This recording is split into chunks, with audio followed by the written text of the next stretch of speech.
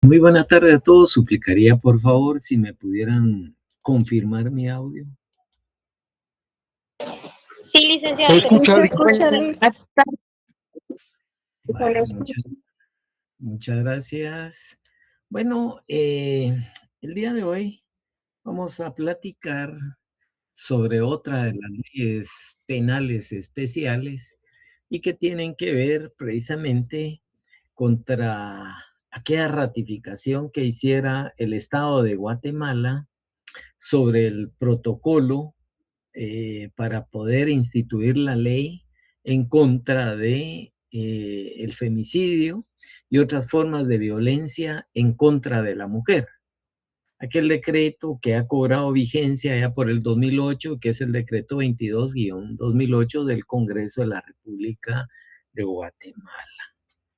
Hay que tomar en consideración que este tipo de ley en algún momento fue criticada porque se empieza a establecer que hay una serie de personas que al final pues tienen estrecha vinculación con los delitos, pero también hay mujeres que cometen una serie de delitos en contra de los varones. Y es ahí donde en algún momento principió a ser criticada, y parte de esa crítica era que existía un derecho a igualdad. Y dentro de ese derecho a igualdad, ¿cómo es posible que en algún momento, esa era la postura de algunas personas, no es la mía, por favor, y que existía entonces el riesgo de que en algún momento los hombres fueran violentados en sus derechos? Y como iban a ser violentados dentro de sus derechos, pues automáticamente, ¿por qué no se le daba una atención igualitaria? Sin embargo, existe precisamente una serie de procesos históricos que son los que llevan a tomar precisamente este tipo de pauta, ¿verdad? Este objeto de venir y establecer una ley marco para el solo hecho de poder atacar ese fenómeno de forma legal. Un fenómeno que, dicho sea de paso, pues viene, ahí sí que históricamente, y precisamente surge bajo una necesidad especial para tratar de abordar aquel tipo de derechos humanos que las mujeres en algún momento tienen violentados. Debemos de reconocer que desde el momento en que Guatemala precisamente adopta la Convención Belén do Pará, una norma internacional que busca el respeto de los derechos humanos de las mujeres, y luego bajo un marco de aplicación de aquella convención para la eliminación de todas las formas de discriminación en contra de la mujer, pues es que se da la necesidad de buscar y de proteger y de tutelar el derecho a la justicia, ¿verdad?, de todas aquellas mujeres que en algún momento tienen precisamente un tipo de violencia. Y de ahí que se enmarque precisamente la ley contra el femicidio y otras formas de violencia en contra de la mujer. Menciono esto porque al final es importante señalar que el movimiento de mujeres en Guatemala, allá por el 96, a través y sobre todo a raíz de la ratificación, aquí ya viene, de la ratificación de los acuerdos, allá por un 29 de diciembre del año 96, pues después de se empieza a establecer que hay una serie de mujeres en los distintos departamentos que al final empiezan a conformar una serie de grupos, una serie de redes para luchar en contra de la violencia que tenían las mujeres como tal. La misma Amnistía Internacional informa en algún momento, ¿verdad?, que la categoría de femicidio es un vocablo feminista, pero que pasa a ser escuchado allá por la década del 70 en Europa, y que se distingue precisamente como aquel fenómeno que especifica qué sexo es el que tiene más víctimas como tal. Y de ahí que surja el femicidio. Es decir, hay más mujeres que son víctimas de un atropello que varones de un atropello en contra de. Y aquí no se trata de, en algún momento, pues, de poder describir eh, que si, qué tipo de sexo es el que, pues, en su momento podría trasladarse. No, aquí lo que se trata es de que después de ese estudio, óigase bien, ¿verdad?, de ese estudio de Amnistía Internacional, precisamente con el informe obtenido, nos podemos percatar que existe más del 90% en muchos países, y Guatemala no era la excepción en ese momento, que sufrían una serie de crímenes, y sobre todo que iban esos crímenes encausados en contra de niñas y mujeres. Y esto lo que venía básicamente a establecer era que el crimen prácticamente era un reflejo de odio, ¿verdad? Y que la mayoría de temas de odio o de violencia de género en contra de las mujeres generaba un alto grado de impunidad. Esa figura como tal nos lleva entonces a que se empiece a buscar cómo impulsar y promulgar algo que regule precisamente un amparo normativo, es decir, una ley que permita en algún momento establecer, bajo una obligación del Estado, el poder fortalecer no solo a instituciones, sino que al mismo tiempo como Estado velar por la prevención, por la atención, por la erradicación y por la sanción de la violencia en contra de las mujeres. Entonces, aquí lo que se tiene que tomar en consideración es que ante este tipo de hechos se debe de establecer la tipología del delito para el solo hecho de poder ir y abordar los medios de prueba indispensables para poder afrontar este tipo de delito como tal. Tomemos en consideración entonces que después de haber promulgado el Congreso de la República en el año 2008, ese decreto 22-2008, y concretamente un 2 de mayo de ese 2008, pues es que se promulga la ley contra el femicidio y otras formas de violencia en contra de la mujer. ¿Qué pretende en algún momento dicho decreto?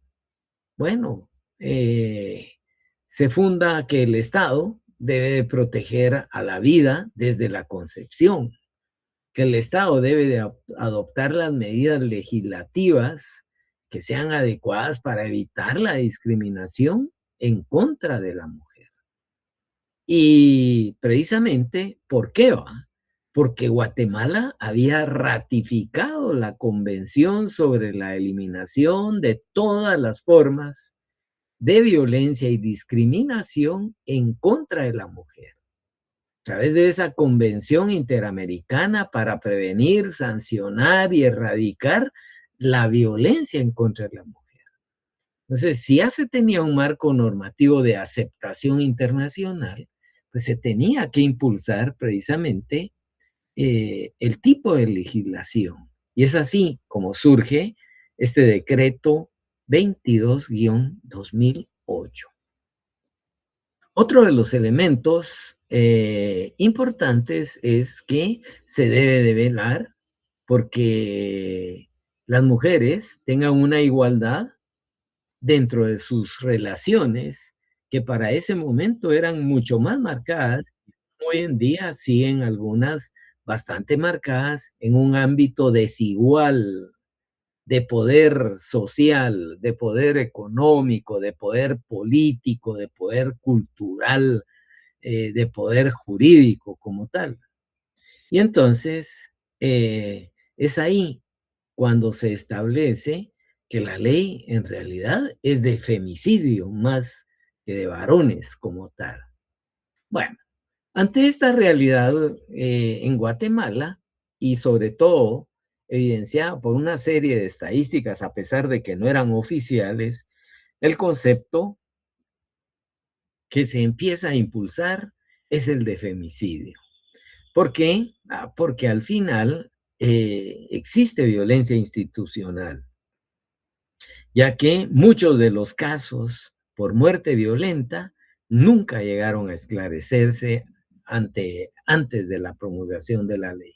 Y hay muchos otros, después de la promulgación de la ley, que mantienen un tipo de, precisamente, de retardo, se mantienen sin aquella situación de poder aclarar, ¿ya? Y no solo poder aclarar, sino que al mismo tiempo también hay que tomar en consideración que existe una serie de graves limitaciones todavía de acceso a la justicia como tal. Siendo así, entonces, ese tipo de femicidio en Guatemala está respaldado por una serie de derechos humanos y de ahí la importancia de que tanto en algún momento, pues por condiciones móviles, como por ejemplo enfrentamientos entre maras, la pugna que se dé dentro del territorio para disputar de novias o incluso de aquellas personas que se reclutan dentro de las maras como tal, ¿verdad? Las represalias que se dan en algún momento por abandono, esto genera una serie de problemas en donde las víctimas, en la mayoría de casos que han sido amenazadas de muerte, no quiero decir que no existan varones, pero ese tipo de actividades, ese tipo de problemas pasionales, ese tipo de ajuste de cuentas como tal, y algunos casos fortuitos generan precisamente que Guatemala debe de generar la ley para evitar esa discriminación genérica, ese rechazo del hombre hacia la mujer y generar algunas condiciones, óigase bien, generar algunas condiciones de igualdad, aquellas consideraciones en donde tanto legisladoras como legisladores puedan incluir algún tipo de relación desigual de poder entre hombres y mujeres. Sabemos que históricamente en nuestro país siempre ha existido ese tema de desigual, de abuso, de violencia, de bajo las distintas manifestaciones, precisamente en contra de la pareja, en contra de la mujer, muchas veces, pues fueron compromisos que Guatemala ahí sí que adoptó. Y si adoptó tanto en la convención precisamente de la CEDAW, que es esa convención que al final es para la eliminación de todas formas de discriminación en contra de la mujer, más la convención Belén do Para, pues se tenía que generar una igualdad. Y si bien es cierto, se plantearon acciones de inconstitucionalidad por creer de que no hay un trato igualitario regulado en la Constitución Política de la República como tal, pues prevaleció un criterio de desprotección hacia la mujer por más de 500 años después de la conquista. O sea, conquista y después casi 500 años en donde siempre se ha sometido a la mujer, se le ha catalogado y se ha estigmatizado como el sexo débil, pero que al final, pues lo que se busca hoy en día es que se pueda venir y generar bajo este principio, ¿ya?, el cumplimiento de esos compromisos ante la Convención Belén do Pará y esta otra, que al final uno de ellos es analizado en la jurisprudencia de la Corte de Constitucionalidad. Expresa que en muchos casos anteriores, ese principio de igualdad hace referencia a la universalidad de la ley, pero no prohíbe. Ese es el criterio de la Corte de Constitucionalidad allá por 1992, en donde se establece entonces que la ley, por mucho que haga referencia a femicidio y otras formas de violencia, hay un principio de igualdad, porque no prohíbe que el hombre pueda venir y solicitar también que está siendo agredido, que tiene una forma de violencia como tal. Y es así que bajo ese ámbito de resolución, bajo ese tipo de sentencia, los legisladores deben de analizar la necesidad, en este caso, o conveniencia de poder clasificar y poder diferenciar aquellas situaciones distintas. Que los legisladores en su momento, ¿ya?, al momento en que se presente cualquier modificación, pues debe de clasificar también y diferenciar dicho tratamiento como tal. Y siempre que esa diferencia tenga una justificada razón de ser. Esto fue básicamente publicado en el expediente 141-92 de la Gaceta 24 de allá de un 16 de junio, la grande habla de 1992 como tal. Ahí la Corte de Constitucionalidad se pronuncia en ese momento. Otro de los aspectos a considerar es de que por muchos años, si bien es cierto, la legislación penal guatemalteca trata o trató, mejor dicho, en ese momento, la muerte de mujeres como un parricidio o como asesinato, pero nunca existió una norma específica que reuniera todo ese tipo de elementos típicos, ¿ya?, que se encontraban dispersos en distintas formas de analizar los tipos penales que regula el Código Penal. Mientras que la ley contra el femicidio no deroga ninguna forma penal existente, más bien las complementa, básicamente. Entonces, ese cumplimiento al principio de legalidad se manifiesta como tal, y de ahí que surja la taxitividad de la ley contra el femicidio y contra otras formas de violencia en contra de la mujer. Ante este escenario, se establece una serie de parámetros de interpretación que nos lleva precisamente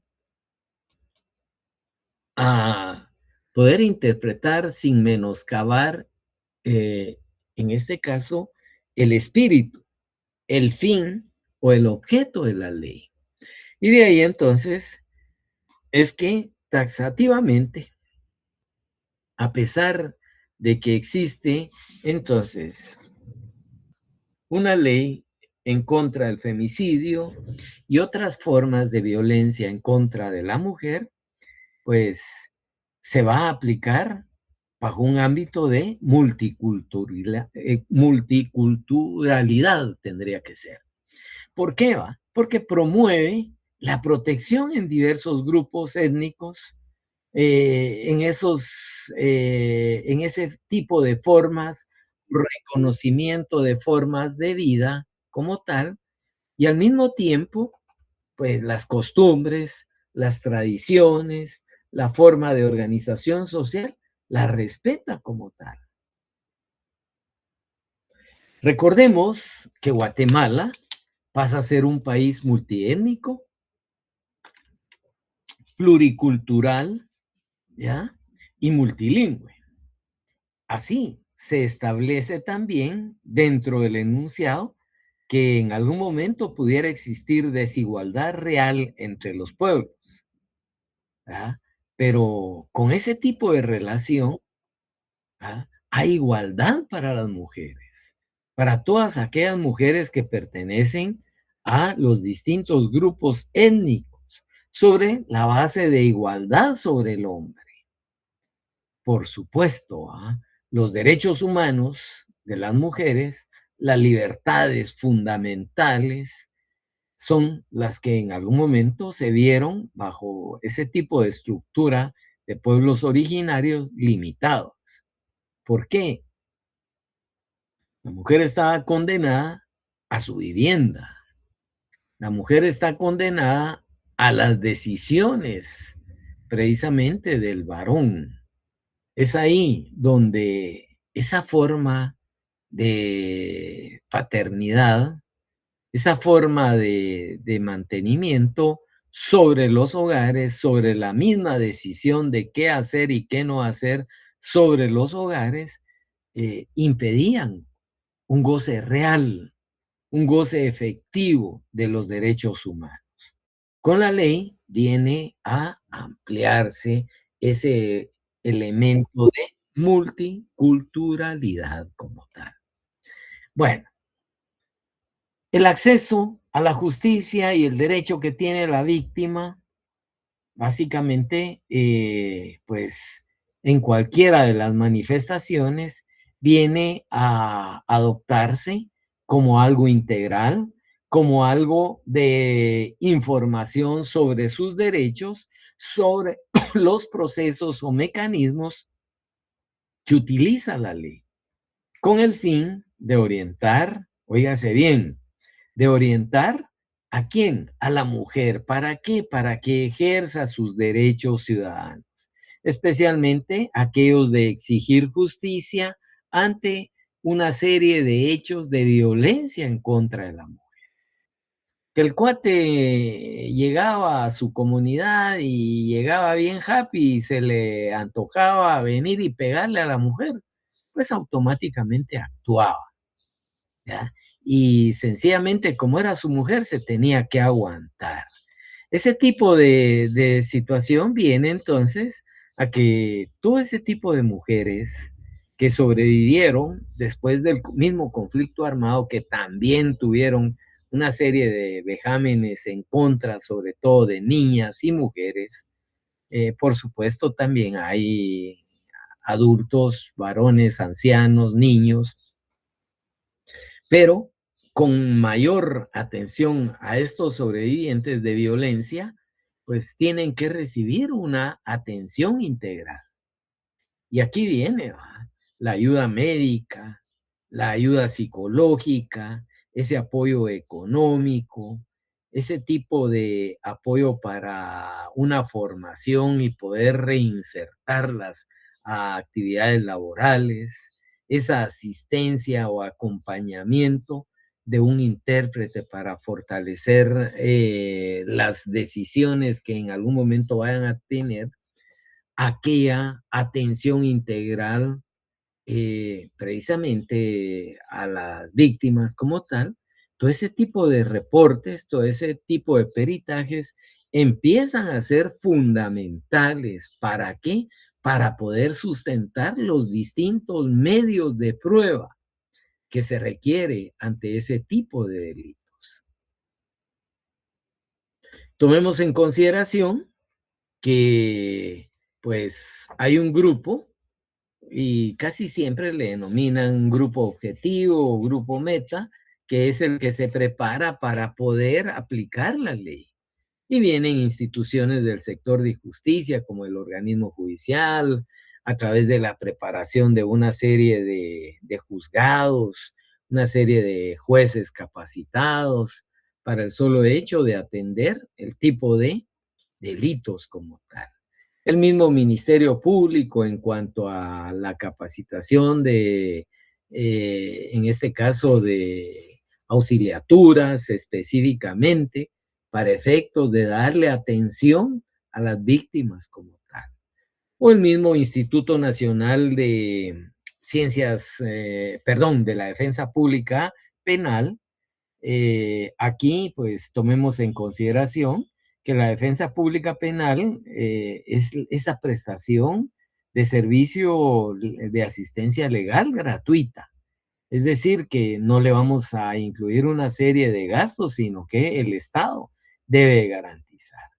El mismo Estado, después de esa firma de paz, fortaleciendo tanto a estas instituciones señaladas, también debe de fortalecer la creación del Instituto Nacional de Ciencias Forenses, a través de la cual automáticamente se van a generar las especialidades, ya sea de médicos forenses, ya sea de psicólogos, de trabajadores sociales, para efectos de darle atención, o psicólogos, creo que lo había mencionado, para darle atención a las víctimas como tal. La misma Policía Nacional Civil tiene que tener un protocolo de atención, ¿ya? Y no digamos la Procuraduría General de la Nación como tal, por ser el abogado del Estado. Esa es la población o grupo meta hacia donde va dirigido precisamente la capacitación para poder atender a las víctimas. Hay instituciones que en algún momento vinieron a coadyuvar en atención a la víctima, las redes de derivación, los bufetes populares, la Procuraduría de los Derechos Humanos. Eran instituciones o son instituciones que siguen coadyuvando a las víctimas como tal. Bueno, hay, en otras palabras, un método de análisis para poder sustentar ese fenómeno legal. Y la finalidad de efectuar ese análisis precisamente en perspectiva de género como un fenómeno legal, en primer lugar debe de tomarse conciencia de la manera en que opera el sexismo como tal en nuestras vidas. Es decir, aquella reflexión sobre la subordinación y desvalorización de lo femenino en la sociedad. ¿Qué decir? Bueno, dentro de ese tipo de método de análisis de género, ya no podemos venir y pasar y ofender a una dama. En lugar de decirle, mire señorita, qué bella y hermosa va usted, encuentra aquellos vulgares, que mamacita, que aquí, que allá, ¿va? Bueno, ese tipo de abuso, ojo, o de pretender subordinar o desvalorizar, nos lleva a que dentro de la misma ley exista entonces una tipificación de distintos delitos. Y si hay, en este caso, punibilidad, tiene que existir una punición, tiene que existir una sanción. Y esa sanción al final nos va a llevar a que, bueno, a tomar en consideración qué medios de prueba se pueden utilizar en cada uno de esos delitos como tal. Es así como entonces todo lo masculino debe de tomar especial cuidado cuando se refiera a esos elementos, en este caso humanos, a la mujer dentro de su contexto y respetar esa perspectiva de género. Ese fenómeno legal, eh, hay que tomar en cuenta que existe una tridimensionalidad del derecho y las manifestaciones de ese patriarcado en el derecho deben de irse eliminando como tal. De ahí que hay una serie de pasos, la conciencia de subordinación del sexo femenino en forma personal, ¿ya? Esto es para que las mujeres pues deben de tener conciencia de su estatus como persona. No se pueden discriminar, no se pueden subordinar como tal. ¿verdad? El hombre que toma conciencia de esos privilegios que en algún momento tiene, pues no puede subordinar a las mujeres. Debe de consensuar con ellas y no subordinarlas como tal. Hay que identificar aquellas formas en que se manifiesta el sexismo como tal, ¿ya? Hay que tomar en consideración que ese tipo de sexismo o género como tal, no puede existir una sobregeneralización, no puede existir parámetros que al final obliguen a aquello que la mujer no desea hacer o no desea tener en un momento dado, ¿ya? Hay que tomar en consideración que se tiene que identificar la concepción, ¿ya? Como estereotipo. Es decir, que si solo la mujer es madre, ¿ya? Y me refiero madre porque da a luz o procrea hijos o forma una familia, aquí esa familia en algún momento pues es muy semejante al hombre y el hombre debe respetar por ende la familia como tal. Debe de analizar y tomar en cuenta aquella influencia sobre determinados componentes de ese fenómeno legal. Aquí, entonces, si empezamos a tener presupuestos comprobados de algunas de las deficiencias en ese ámbito del quehacer humano, si entramos a considerar que ella es la única que puede venir y establecer algunas posturas dentro de ese componente familiar. Si en algún momento ya se menoscaba o se anula ese reconocimiento, ese goce de ejercicio de derechos de igualdad para trabajar, para decidir cantidad de hijos, por ejemplo, ¿ya? Ese tipo de cuándo tener en algún momento, pues, una actividad sexual y cuándo no. Ese tipo de supuestos, ¿ya? O parámetros como tal, son los que, como componente formal, la ley viene a generar.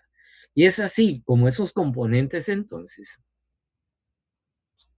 que en algún momento dialécticamente estén relacionados entre sí, van a ser utilizados en ese ámbito tridimensional que señalé, norma, valor y hecho, ¿ya? Ya que es trascendental entonces que los jueces, hombres o mujeres, los magistrados, hombres o mujeres, apliquen en los casos concretos para el análisis del fenómeno legal la metodología de género descrita. Bueno, ahí es donde surge la parte sustantiva. Ahí surge la ley. Y la ley contra el femicidio y otras formas de violencia contra la mujer es una ley penal de orden público. Óigase bien, de orden público, cuya observancia es imperativa tanto en su carácter tutelar como sancionador. Es una ley especial. Su objeto será garantizar la vida, la libertad, la integridad, la dignidad, la igualdad, la protección de todas las mujeres, como una medida legislativa afirmativa como tal.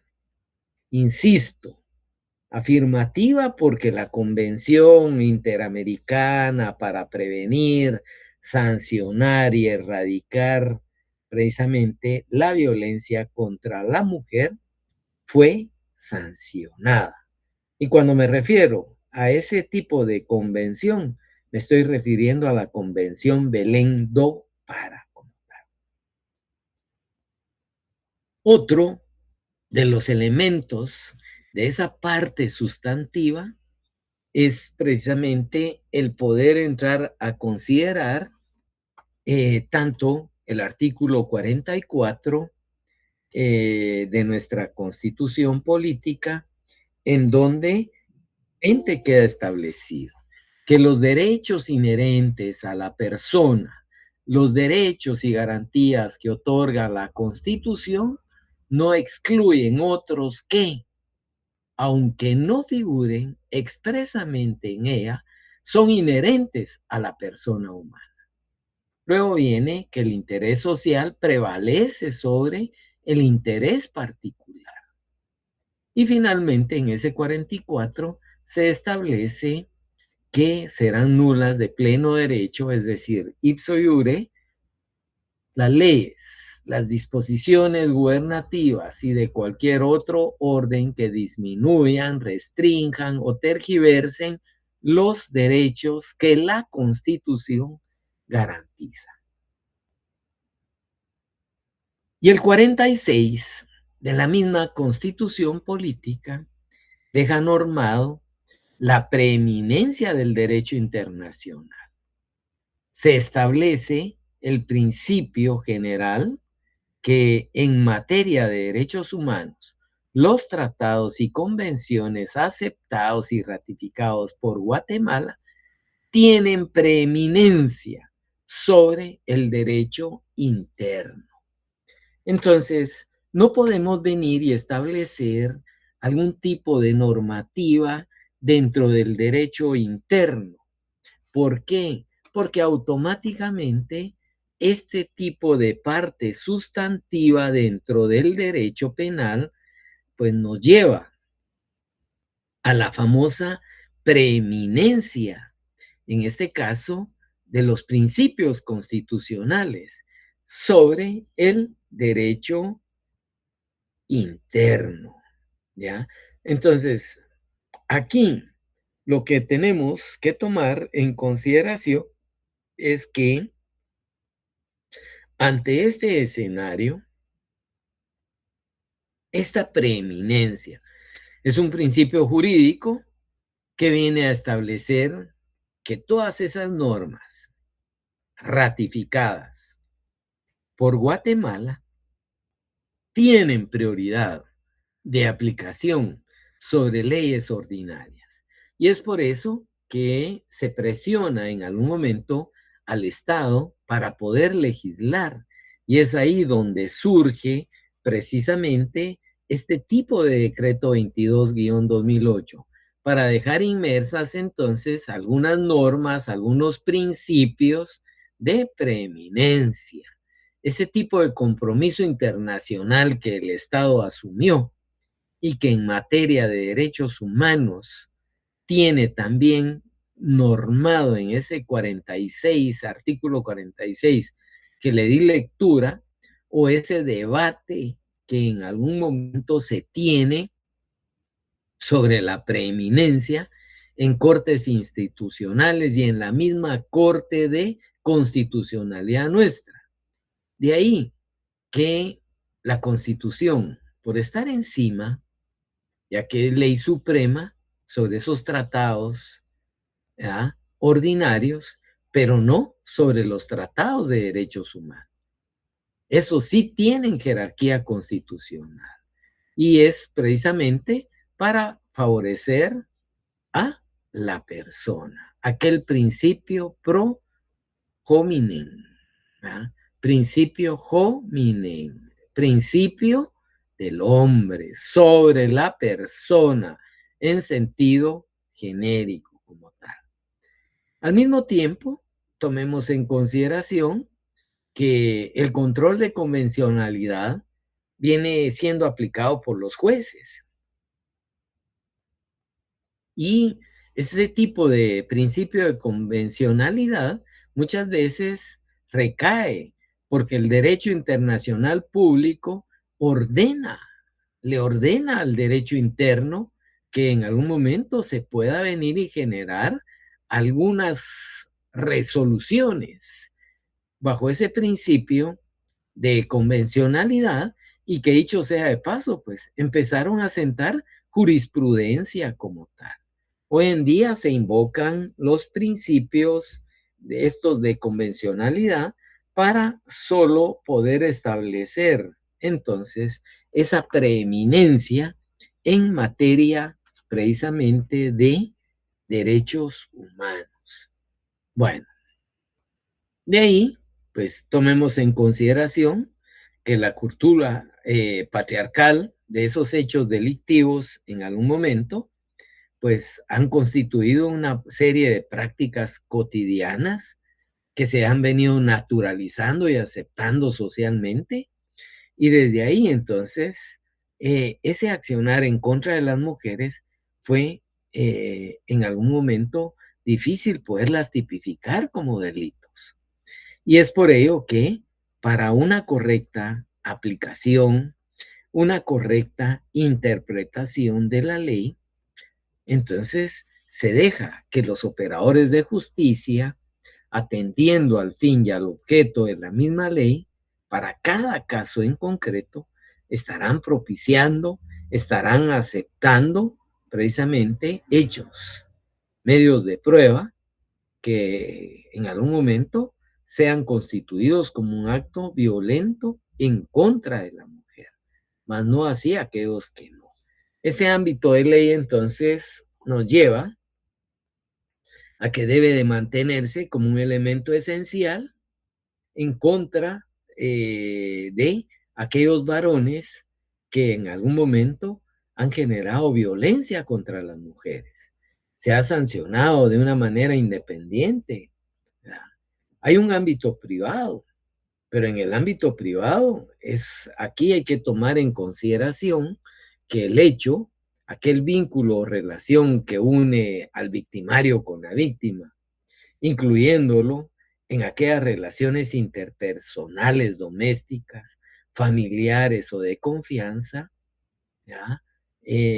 O aquella convivencia, aquella intimidad, aquella relación de cónyuge-excónyuge, en este caso, aquel conviviente en calidad de novio o exnovio, ¿verdad?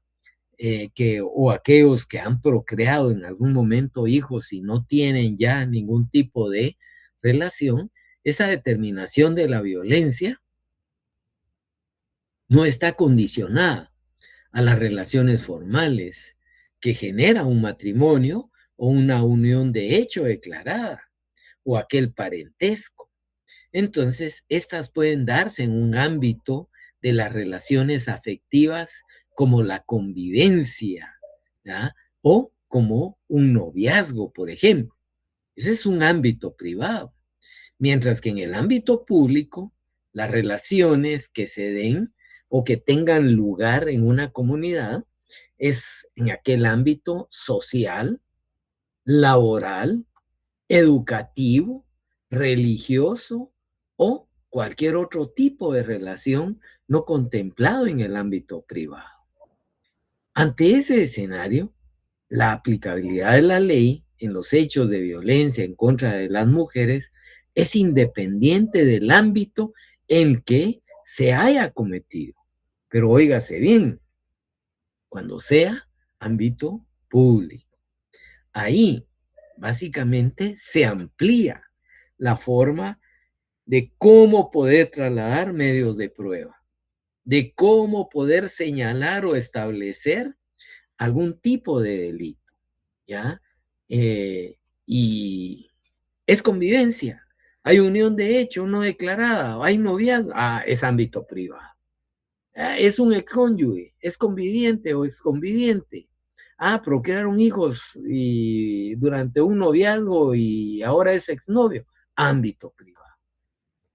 Fue la persona a un tema laboral en su trabajo y alguien, ojo, es ámbito público. Y ahí hay que tener especial cuidado en ese ámbito de ley. Es mucho mayor el ser sancionado. Por lo tanto, las limitantes de aceptación de medios de prueba se manifiestan acá. ¿Por qué? Porque hay una relación laboral. Existe una relación docente-estudiante, ámbito educativo. Que acudía a la iglesia, ámbito. Que acude a un grupo social, ámbito público como tal. Y es ahí en donde se tiene que tener especial cuidado cómo esa tutela judicial efectiva para las mujeres, pues pueden ahí sí que aplicarse a casos concretos precisamente ante ese tipo de violencia en su contra. De ahí que se pueda establecer entonces la aplicación de la ley,